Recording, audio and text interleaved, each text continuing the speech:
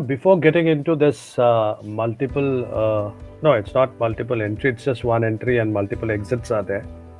So before getting into that, one has to understand the idea behind, having this 4 years undergrad program, which is called as FYUP, 4 years undergrad program. Uh, the exit starts in the very first year, after the first year, which is, the student can exit, get a certificate that one has done 1 year. Then a student can exit after the second year, they would get some sort of a diploma. And then they would exit in the third year, which would they would be getting a degree, 3 years degree. And then they could join in for another one more year. Those, of course, those who want to go abroad or maybe have something, maybe have higher education in their mind, so they can stay on and have their education for 4 years, right?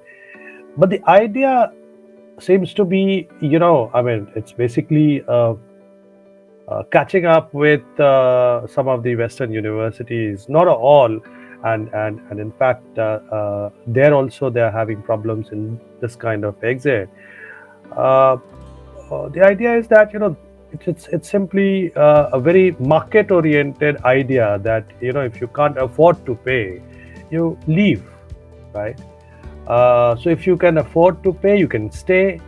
Tell me, which student would not like to have 4 years of education? As they enter together, and imagine the plight of a student leaving after 1 year because they are not able to pay, right? So leaving it in the second year because somehow they are not able to pay for the. I'm sure that the fees are going to be revised. It would become very exorbitant. So imagine the situation of the student. What kind of psychological pressure is going to be there on them. Because they entered a college, but they are not able to study, right? Because of the fact that they are not able to pay. So it's basically the idea is market oriented, quid pro quo system, right? Market works on quid pro quo. If you can pay, you can have it. If you cannot pay, you just leave it. So if you have money, you consume. If you don't have money, you can't consume. So that's the idea. So I'm talking from the student's perspective. Imagine the kind of burden, imagine the kind of pressure, psychological pressure that the students would be having for those students who would not be able to pay. From the education point of view, I don't think that you can disaggregate the knowledge that one understands to have it in 3 years in three different. You cannot have. You cannot. Let's say disaggregate the knowledge and say that look, this is 1 year knowledge and you go out. This is 2 years knowledge and you go out. Subjects like political science, it requires at least, for example, whatever area you study, whatever sub-discipline, in political science, suppose you want to study, you want to have a better understanding of, let's say, Indian politics, right, or public policy. So all the 3 years, the paper that informs the specific paper that I've talked about, that informs the Indian politics, that informs public policy. So therefore, an honors course with 3 years is one of the best course, right? So I think it would lead to a lot of problems and a lot of you know disgruntlement with the students, right?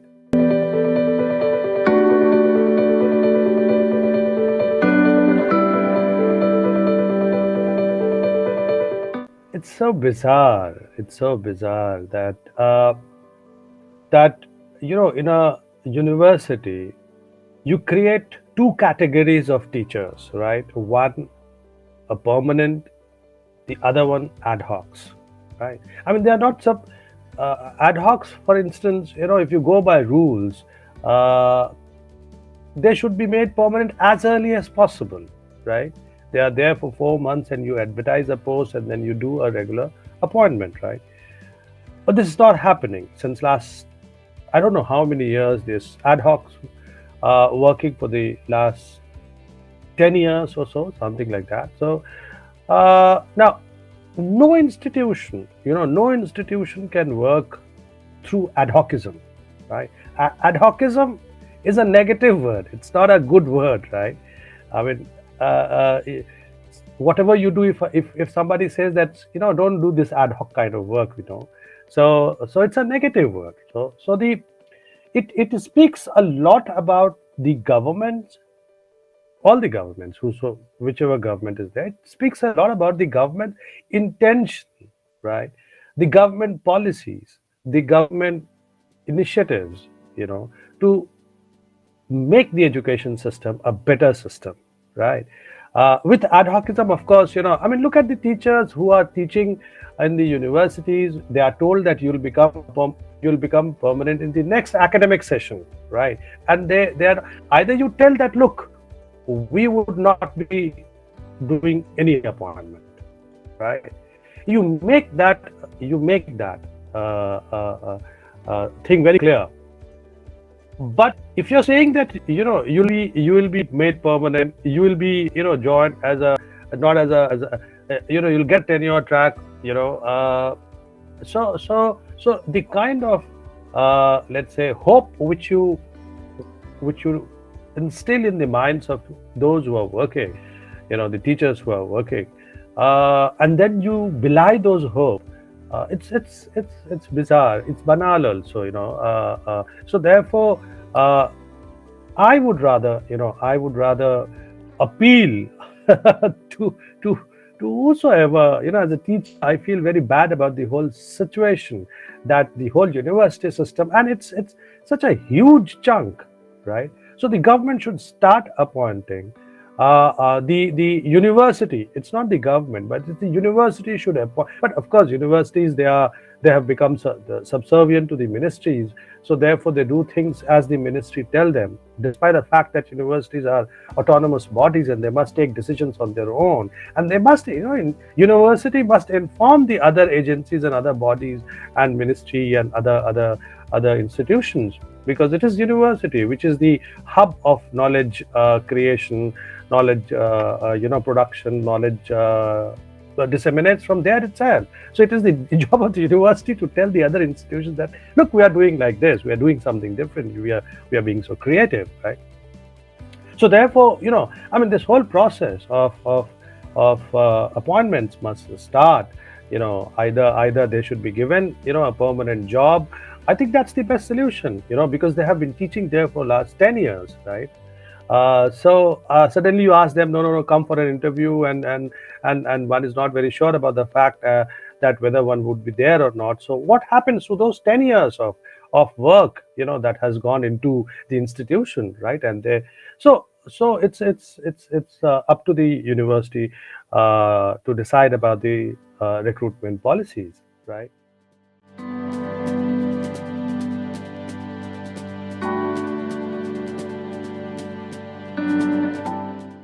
I think rather than light and tight, I don't know the exact meaning of this, what the national education policy is talking about, but it should be right, it should be proper, right? What the national education policy has done is that it has created a plethora of regulatory bodies, right? Lot of bodies are there, just like they are seeing the courses in a hierarchical form, certificate, then you diploma, then 3 years, then 4 years. Similarly, they have created regulatory bodies in a hierarchical fashion, right? So you have verticals where it's hierarchical verticals, right? So something like, I mean, General Education Council at the lowest level. Then you have HEGC, Higher Education Grants Council. Then you have National Accreditation Council. Then you have National Higher Education Regulatory Council. Above all, Higher Education Commission of India. Then you have so many CABE, for instance, Centralized Advisory Board of Education. Uh, I mean, just look at this. So many bodies are there. So many regulatory bodies are there. So much overlapping functions are there. Uh, so it would be rather difficult. What I think is that universities need not be regulated by an external agencies of this sort, right? They must be autonomous and they must be accountable, right? Of course, their performance need to be evaluated, right? That is very important. So about the learning outcomes, it's very important to evaluate. For instance, evaluation like how many students enroll and what are they doing, right? So if the students enroll in a college, let's say I have in my class 100 students, so at the end of the day, 5 years down the line, 7 years down the line, what are they doing, right? How they are using the skill sets that they have acquired in the university to get a job, to make their own livelihood. And also, apart from that, not just only livelihood, but also how they are contributing to the civil society. How they are strengthening the idea of freedom, liberty, equality. Whatever the political values which are there in the constitution. How they are strengthening the constitutional values. So these are very important. So a robust evaluation framework has to be there rather than regulatory body. University cannot be throttled, or university cannot be forced to act in a specific manner, because they are the creative bodies. Among all the bodies, institutions that you see in this society, whether you take market, whether you take government, state, judiciary, whatever, any university is an institution which is supposed to be very creative institution, which would always disseminate whatever their knowledge that they produce, whatever the knowledge that they create, to the rest of the world, right, to the rest of the society, and must convince the whole world that, look, we are doing it just because there is going to be a big change in this society for a better society, for a good society, right? So that's what university idea is. So that needs to be done rather than putting in a lot of regulatory framework, which of course would I think defy the very purpose, or violate the very purpose of the university, right?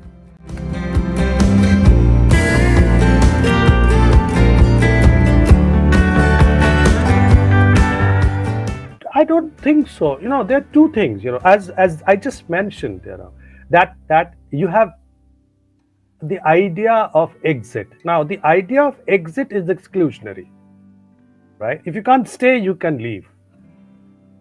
The idea should have been that if you can't afford, we are there. So the ethics of care of the state, of the government, means that the government must care for those people who are not able to pay for the education. After all, education and health, they are the public goods, and they should remain public goods.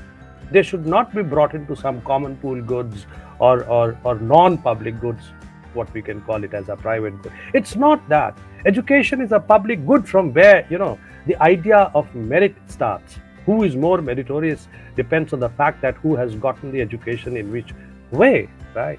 But that should not. So give chance to everyone. Expand the net of education as much as possible, right? I mean, just look at the percentage of GDP which is being spent on education. It's pathetic, right? All the previous policies and commissions, they have talked about 6% of the GDP, right? But I think 6% is also very less. because you are competing at the global level, right? Where research, every institution has a robust research funding, right? So if you have to compete at the global level, if you have to really become a knowledge hub or a knowledge guru, you need to spend more money. And in our country, education is in the concurrent list, right? So therefore the state universities, I think it is very much incumbent on the part of the state governments to think through and think heavily on the issues of education. I know education and health, they are not very politically, it doesn't give much dividend politically, right? But the fact that you build the state's capacity. How do you build state capacity? How do you build the nation? You build the nation through having a better education, having a good health system, right? So that's where the state governments must robustly spend money on education, right? Properly spend money on education.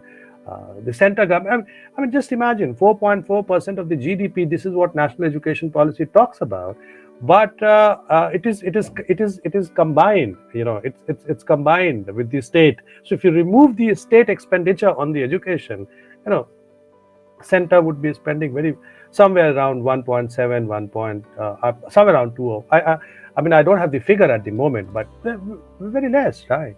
So therefore, your question, about the inclusion is only possible when you expand the net, and when you make education for all, right? Some sort of a universe and the same quality, right? If the same quality, that's the dream. That should be the dream. That the same quality, a better quality of education must be available to everyone. All the citizens of this country must have the same kind of education, right? And must be so accessibility must be there. It's very difficult right now. You just see accessibility is a major problem. Equity is the major problem, right? Some serious thought must get into how to solve, the problems of accessibility and equity.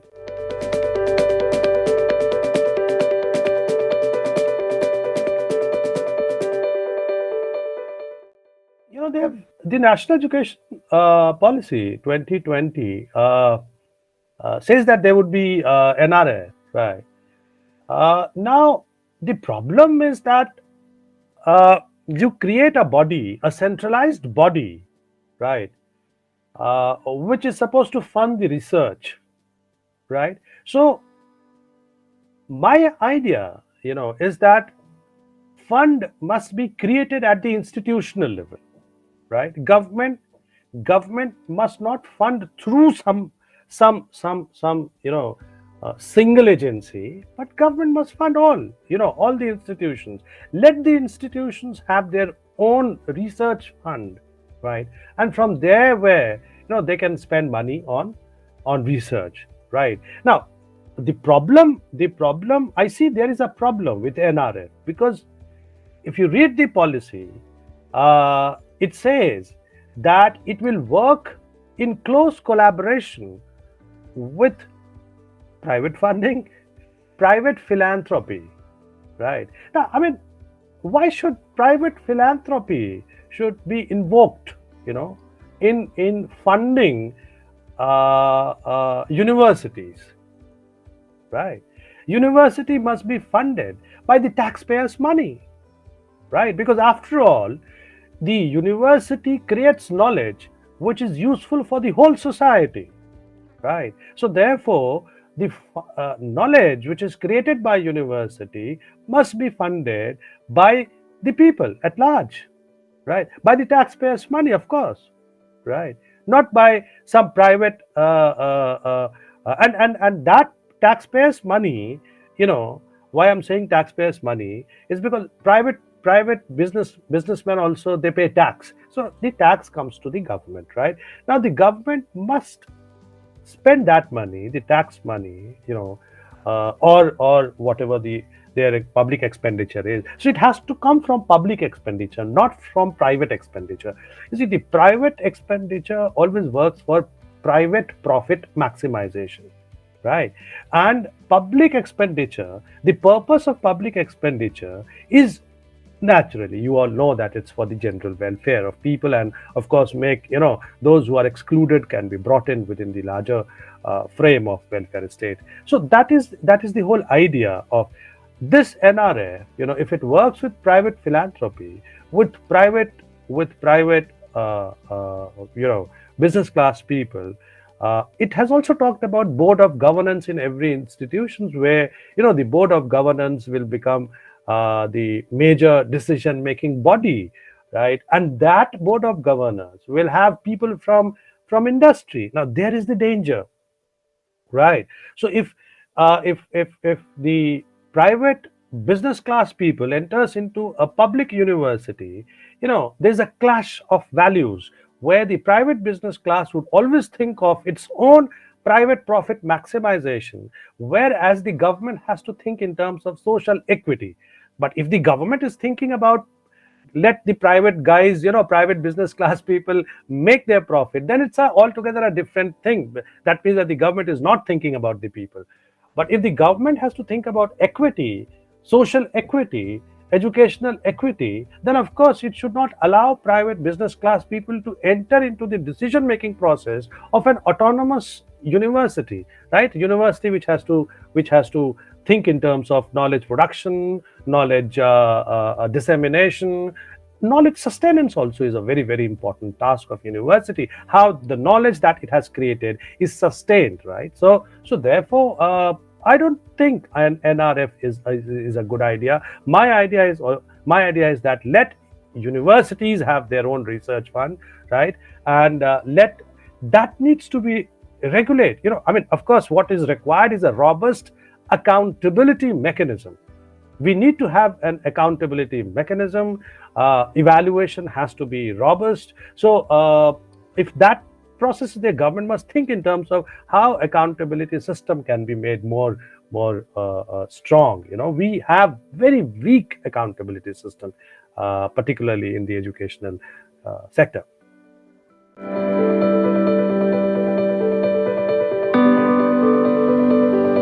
Read the policy document. Of course, there are a lot of things which are unsaid, right? We teach in public policy that how to read a document. There are lots of things which are in between the lines, and so there's an effort, actually. There's an effort to reform the education system, right?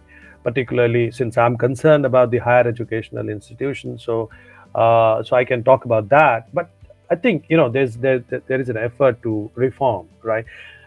But I think the focus is more towards, something like, so much of focus is on technology, right? You just read the policy, and you'll see that there are so many points which are given on the fact that how technology can replace a lot of things. Technology, can technology replace the classroom teaching? I'm doubtful. There are so many research which has been done in Western countries. So they have come to this conclusion. I can give you the details of those research. Particularly which has been done on technology and classroom university teaching, which makes it very clear that it cannot be an alternative. It can of course be an enabler. It can substantiate, or maybe it can act as some sort of, I understand, some sort of an enabler, right? But it cannot replace face-to-face talk, right? It cannot replace face-to-face lectures which are there in the and in the laboratories, for example, science laboratories. Just imagine, there's 4 students there in the lab, and the teacher says, right, that look, this is what it has been, the experiment. When they do, they see it right there, right? And then a discussion starts over there, and then with the teacher, so impromptu discussion, and lots of things which they are learned through process, So it's a teaching learning process. A lot of things are learned in this teaching learning process in a physical form, right? So I don't think that technology. So therefore, national education policy 2020, that you said that how it is going to be to fare, implementation, when it comes to implementation, particularly in India, we generally see that there's a big lag between what has been formulated and therefore the implementation. So implementation, of course, would be a problem, but before implementation, I think we need to be clear about the fact that what are we trying to aim. You just cannot say we are trying to achieve everything. You just cannot say that. So this NEP says that we will achieve everything, right? But how it's going to achieve everything, there has to be pathways. There has to be clear pathways. That perhaps somewhere it is missing in this particular, and there is a focus towards involving lot of I suspect that universities, if it becomes subordinate to market, and the market values, when becomes the overarching values for universities, university will not perform its supposedly whatever the goals it has to attain, right? Universities goals are not market goals, right? Market goals are something different. University goals are very different, as I mentioned. So implementation would be, of course, would be a problem. Regulation would be a problem, and with market coming in heavily, something like, if you think in terms of giving graded autonomy, right? Graded autonomy. That's the word that the policy uses. What does that mean?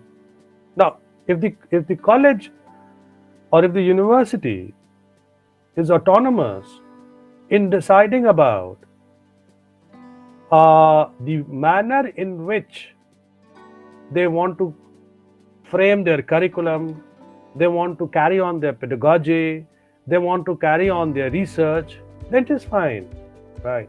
But what we are seeing is that this is not being possible, because you're creating a lot of centralized regulatory bodies, right? And with such a heavy centralized regulatory bodies, I suspect that universities would not be able to function. And most importantly, university needs to be filled with